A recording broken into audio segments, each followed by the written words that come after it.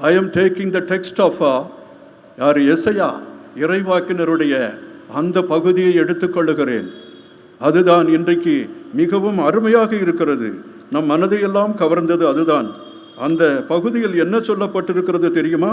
எசையா 66:12-13 நீங்கள் பால் பருகுவீர்கள், மார்பில் அணைத்து சுமக்கப்படுவீர்கள், மடியில் வைத்து தாளாட்டப்படுவீர்கள், தாய் உங்களை தேற்றுவது போல நான் உங்களை தேற்றுவேன். இந்த வார்த்தைகளெல்லாம் இன்றைக்கு 2600 ஆண்டுகளுக்கு முன்னால் 700 ஆண்டுகளுக்கு முன்னால் வாழ்ந்த எசையா இறைவாக்கினரால் எழுதப்பட்ட வார்த்தைகள். இந்த வார்த்தைகளை உபயோகித்துதான் நாம் பாட்டுக்கள் பாடுகின்றோம், ஜபங்கள் செய்கின்றோம், மறையுரைகள் ஆற்றுகின்றோம். எப்படி இந்த மனிதன் சிந்தித்திருக்க வேண்டும்? இந்த தாயினுடைய அன்பு எப்படிப்பட்டது?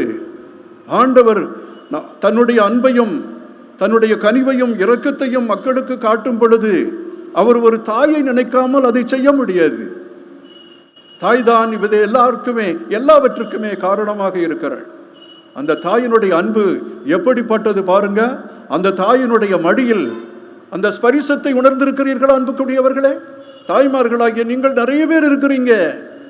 குழந்தைகள் அழும் பொழுது எடுத்து மார்போடு அணைத்து அந்த குழந்தைகளுடைய கஷ்டங்களையும் துன்பங்களையும் நீக்குகின்ற பொழுது, அவர்கள் துயரத்தில் இருந்து அழுகின்ற பொழுது நீங்கள் அந்த மார்போடு அணைத்து கனிவோடு அவர்களை ஏற்றுக்கொண்டு நீங்கள் அவர்களுக்கு அந்த ஊக்கமும் ஆக்கமும் கொடுக்கின்ற பொழுது அதுவே சொர்க்கமாக மாறிவிடுகிறது. சொர்க்கத்தை தேடி வானகத்திற்கு செல்ல வேண்டாம். ஆண்டவர் சொன்னார், சொர்க்கம் உங்கள் நடுவே உள்ளது. நம்முடைய அம்மாவில் இருக்கிறது, நம்முடைய அயலானில் இருக்கிறது, நம்மில் இருக்கிறது. நாம் ஒருவருக்கு உதவி செய்யும் பொழுது நாமே தாயாக தந்தையாக மாறிவிடுகிறோம். கடவுள் வானத்தில் இருந்து அருள்மொழிகளை பொழிகின்றார். ஆனால் அந்த அருள்மொழிகளுக்கு நீங்களும் நானும் சான்று பகர வேண்டும். ஆம் அன்புக்குரியவர்களே, அதுதான் அந்த எசையா சொல்லக்கூடியது. அவர் 2600 ஆண்டுகளுக்கு முன்னால் சொன்ன இந்த வார்த்தைகள் மிகவும் அற்புதமாக இருக்கின்றன. அந்த வார்த்தைகள் புதிய ஏற்பாட்டில் மிக அற்புதமாக நிறைவேறுகின்றது. உம்மை சுமந்த உதரமும் நீர் பால் கொடுத்த அந்த குழந்தையும் பால் கொடுத்த அந்த மார்பகமும் பேறு பெற்றது என்று சொல்லி புதிய ஏற்பாட்டில் ஒரு அணங்கு இயேசுவையும் இயேசுவினுடைய தாயையும் வாழ்த்துகின்றார். இயேசுவை பார்க்கின்றார். அவருடைய அன்பு, அவருடைய கனிவு ஏழைகளை நேடி சென்றது. ஏழைகள் அந்த தொழுநோயாளிகளை தொட்டது, அவர்களை குணப்படுத்தியது, அவர்களுக்கு ஆறுதலாக இருந்தது, பசித்தவர்களுக்கு உணவளித்தது. இது எல்லாவற்றையும் பார்க்கின்றாள், கேள்விப்படுகின்றாள். அவள் இயேசுவை பாராட்டவில்லை, சீடர்கள் பாராட்டவில்லை. சீடர்கள் இதை ஏற்றுக்கொண்டு இவ்வாறு சொன்னார்களா? இல்லவே இல்லை. விவிலியத்தில் சொல்லப்படவில்லை. ஆண்டவரை அன்பு செய்த அந்த பக்தர்கள் கூட இவ்வாறு சொல்லவில்லை. இந்த அணங்கு இயேசு செய்த அந்த போதனைகளை கேட்கின்றாள். அவருடைய வாயிலிருந்து வந்த அமுத மொழிகளை கேட்கின்றாள். மலை பிரசங்கத்தை கேட்கின்றாள். ஏழைகளே நீங்கள் பேறு பெற்றவர்கள் என்று ஒரு புதிய கருத்தை ஆண்டவர் உதிர்க்கின்றாரே. ஏழைகள் சபிக்கப்பட்டவர்கள், ஆண்டவனுடைய தண்டனைக்கு உள்ளானவர்கள். ஆனால் அவர்களை பார்த்து ஆண்டவர் என்ன சொல்லுகிறார் தெரியுமா? ஏழைகளே நீங்கள் பேறு பெற்றவர்கள். என்ன அமுத மொழி தெரியுமா?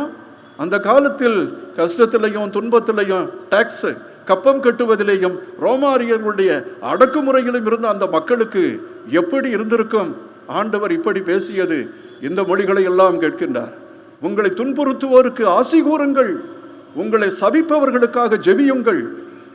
இந்த வார்த்தைகளை நாம் எப்பொழுதுமே கேட்டது கிடையாது. இந்த அணங்கு கேட்டிருக்க வேண்டும். இந்த மனிதன் எப்படிப்பட்ட மனிதனாக இருக்கிறான்? இவன் சாதாரண மனிதன்ல. இவனை பெற்ற தாய் எப்படி இருக்க வேண்டும்? உம்மை தாங்கி உமக்கு பாலூட்டி வளர்த்த அந்த தாய் பேறு பெற்றவள் என்று சொல்லுகிறாள். ஆம் அன்புக்குரியவர்களே, இன்றைக்கு 2000 இயேசுவுக்கு 600-700 ஆண்டுகளுக்கு முன்னால் சொன்ன அந்த வார்த்தைகள் அன்னையில் நிறைவேறுகிறது. அன்னையை பற்றி இந்த அமுத வார்த்தைகளை அந்த அம்மா சொல்றாங்க. சொல்லும் பொழுது இயேசு அதை ஏற்றுக்கொள்ளுகிறார், அதை மறுக்கவில்லை. அது மிக பியூட்டி, அற்புதமானது. இயேசு அந்த வார்த்தைகளை கேட்கிறார். அந்த வார்த்தைகளை கேட்டு தான் அந்த அன்னையினுடைய வழியில் பிறந்ததால் தன்னுடைய அம்மாவுக்கு பேரு என்பதை அவர் கேட்கிறார். மகிழ்ந்து அவர் அக்களிக்கிறார். ஆம் அன்பு மிக்கவர்களே, இதுதான் அந்த அன்னைக்கு கொடுக்கின்ற சாட்சி. நம்ம எல்லாரும் அன்னையை புகழ்கின்றோம். 1.5 மணி நேரம் அவங்கள எல்லாத்தையும் நம்ம ஊர்வலமாக எடுத்து வந்தோம். ஆரத்தி பார்த்தாங்கள்ல, மார்போடு அணைத்து ஆண்டவர் நம்மை ஆதரிக்கின்றார் என்ற அந்த வார்த்தைகளை சொல்லி அந்த குழந்தைகள் எல்லாம் ஆரத்தி எடுத்தது மிகவும் அற்புதமாக இருந்தது. பரவசம். நீங்கள் ஜெபித்து கொண்டே வந்தீர்கள், இறை வார்த்தையை தியானித்தீர்கள்.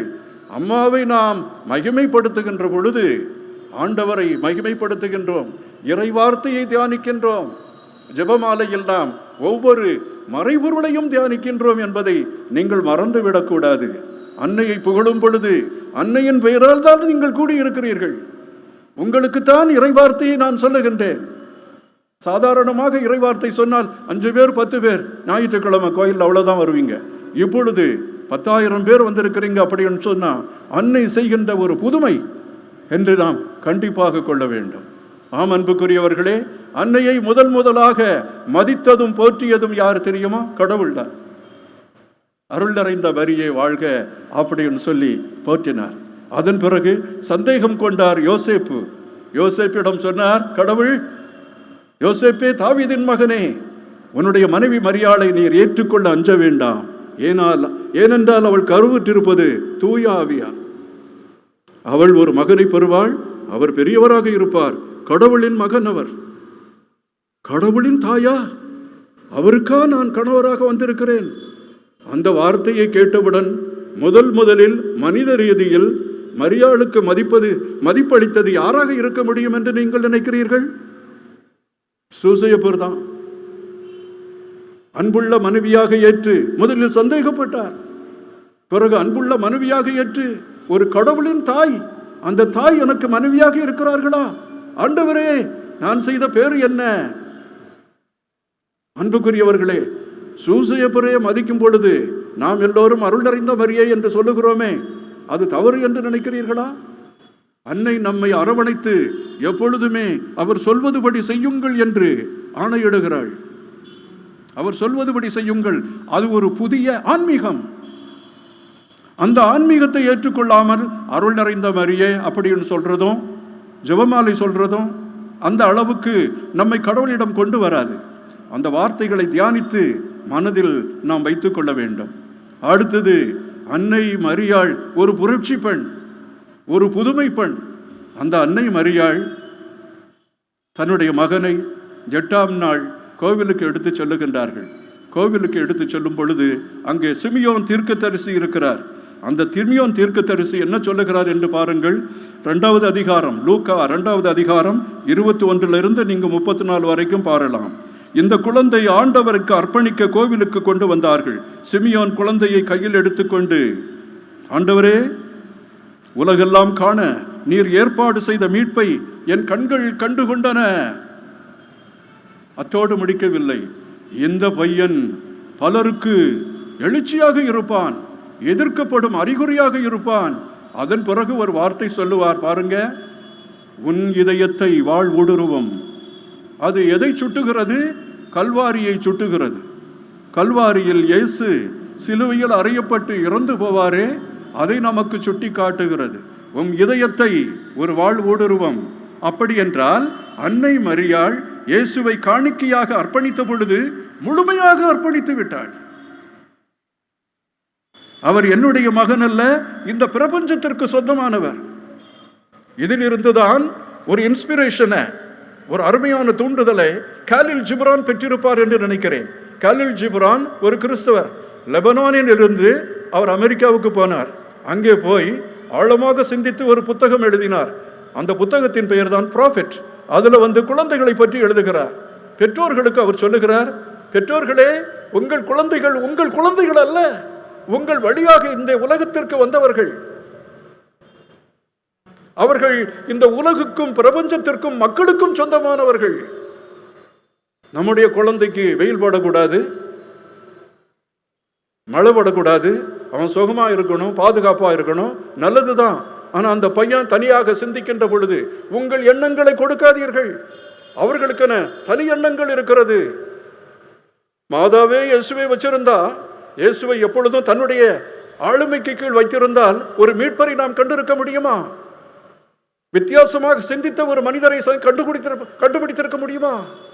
ஒரு கடவுளின் மகனை நாம் கண்டுபிடித்திருக்க முடியுமா? மோசே பல சட்டங்களை கொடுத்தார், இயேசு வேறு விதமாக சிந்தித்தார். உன் பகைவனை நீ நேசி என்று சொன்னார். ஏழைகளின் அருகாமையில் போ என்று சொன்னார். ஏழைகளை நீங்கள் பேறு பெற்றவர்கள் என்று சொன்னார். சமாதானம் செய்பவர்கள் பேறு பெற்றவர்கள், தூய உள்ளத்தினர் பேறு பெற்றவர்கள். ஏனென்றால் அவர்கள் கடவுளை காண்பார். இந்த வாசகத்தை படித்துவிட்டு விவேகானந்தர் அப்படியே மண்டியிட்டு கீழே விழுந்து விட்டார். கடவுளை தேடிக்கொண்டே இருந்தார். எப்படி பார்க்கலாமா அப்படின்னு இந்த வாசகத்தில் வரும் பொழுது 8வது வசனம், மத்தேயு 5ஆம் அதிகாரம் 8வது வசனத்தில், தூய உள்ளத்தோர் பேறு பெற்றோர், ஏனெனில் அவர்கள் கடவுள் காண்பர். ஆம் அன்புக்குரியவர்களே, வித்தியாசமாக சிந்தித்தார். அதனாலே தான் நமக்கு புதிய ஏற்பாடு கிடைத்தது. புதிய ஏற்பாடு, புதிய உடன்படிக்கை, இவைகளெல்லாம் இயேசுவிடமிருந்து வருகிறது. பழைய ஏற்பாட்டை அடித்தளமாக வைத்து இயேசு கட்டி எழுப்பினார். பழைய ஏற்பாட்டை நாம் வைத்திருக்கிறோம். அந்த 10 கட்டளைகளை உயர்வானதாக மாற்றிய பெருமை இயேசுவை சாரும். 2 கட்டளைகளில் அடங்கும், கடவுளை நேசி, உன் அயலானை நேசி. ஆம் அன்புக்குரியவர்களே, மாதா எப்பொழுதுமே தன்னுடைய மகனை இந்த உலகிற்காக கையளிக்கின்றார். அதனால தான் அவங்க புரட்சியாளர் அப்படின்னு சொல்றோம். எப்படி அவர்கள் புரட்சியாளர்களாக இருக்கிறார்கள்? நம்முடைய மகன், நம்முடைய பொண்ணு இந்த உலகத்திற்காக பாடுபடும் பொழுது, நீதிக்காக, அன்புக்காக, சமத்துவத்திற்காக, சகோதரத்துவத்திற்காக போராடும் பொழுது அடிபடுவான், உதைபடுவான். நீதி எப்பொழுதுமே உதைபட்டு கொண்டே இருக்கும், உண்மை அடிக்கப்பட்டு கொண்டே இருக்கும்.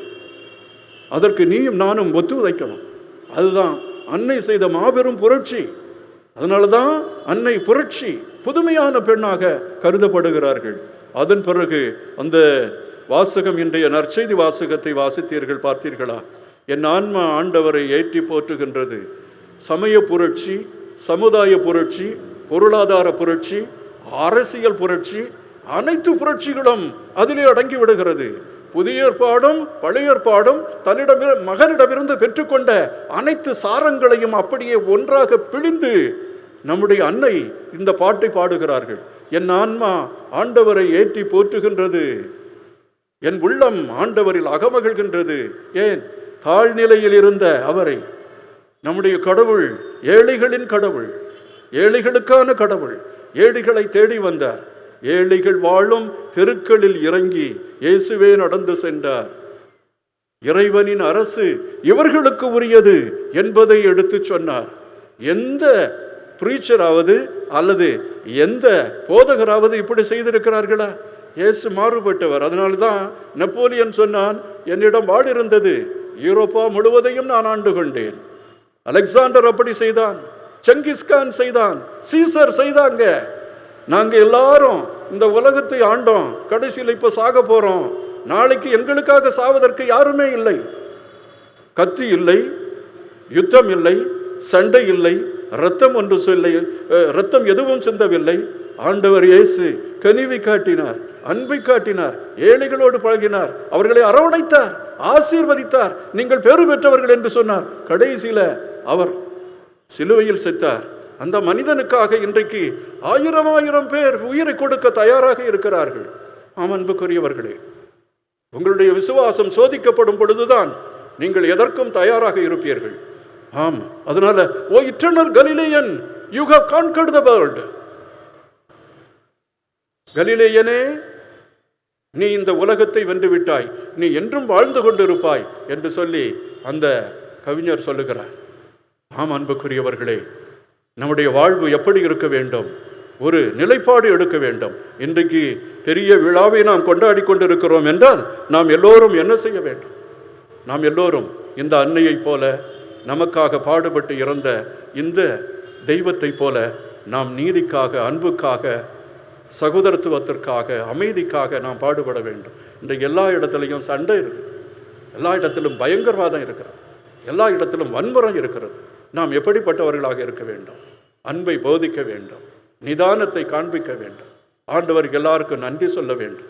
எனவே நம்முடைய அன்னை ஒரு புரட்சி நிறைந்த அன்னையாக இருப்பது போல, எல்லாருக்கும் கனிவையும் அன்பையும் காட்டுவது போல, அவருடைய பிள்ளைகளாக இருந்து அவரை போல நாம் வாழ முற்படுவோம். இறைவன் என்றென்றும் வாழ்த்து பெறுவாராக.